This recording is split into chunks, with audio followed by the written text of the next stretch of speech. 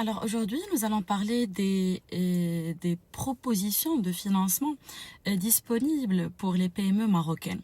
Donc premièrement, bien sûr, il y a tout ce qui est relatif au financement bancaire selon les différents produits financiers. D'accord? Donc bien sûr, pour pouvoir en bénéficier, il va falloir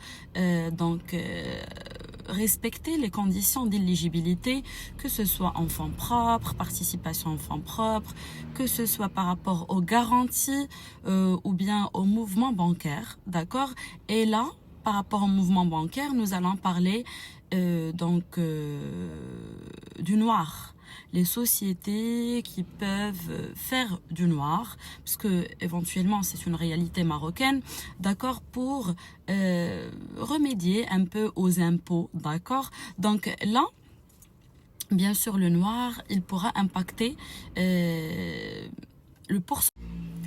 Donc le pourcentage de mon financement bancaire, parce que j'ai fait un chiffre d'affaires de tel, mais il n'est pas visible, que ce soit le mouvement bancaire ou les états de synthèse de l'entreprise, le CPC, etc. D'accord? Donc ça, c'est la première chose.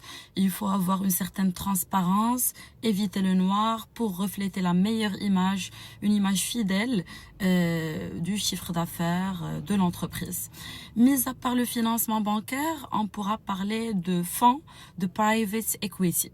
D'accord? Et là, encore une fois, la transparence, elle joue un rôle très très important parce que avant d'avoir des fonds de private equity, il y a un contrôle de due diligence qui se fait, d'accord?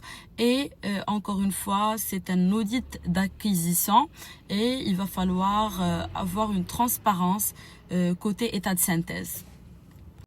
Mais mis à part la due diligence, il y a une question de mentalité.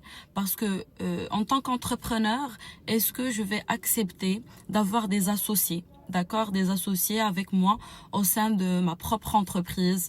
Donc bien sûr, ils vont participer à la prise de décision, ils vont aussi orienter l'assemblée générale de l'entreprise, etc. Donc là aussi, c'est question de mentalité. Est-ce que j'accepte d'avoir des associés ou pas? Et bien sûr, la troisième alternative, c'est la bourse. C'est de faire une entrée en bourse parce que justement, ça rejoint le nouveau modèle de développement du Maroc de 2030-2035, alors qu'il y a pour objectif d'avoir bien sûr 30 introductions en bourse par an. Donc là, encore une fois, on va parler de la transparence, de la due diligence, du noir et des états de synthèse.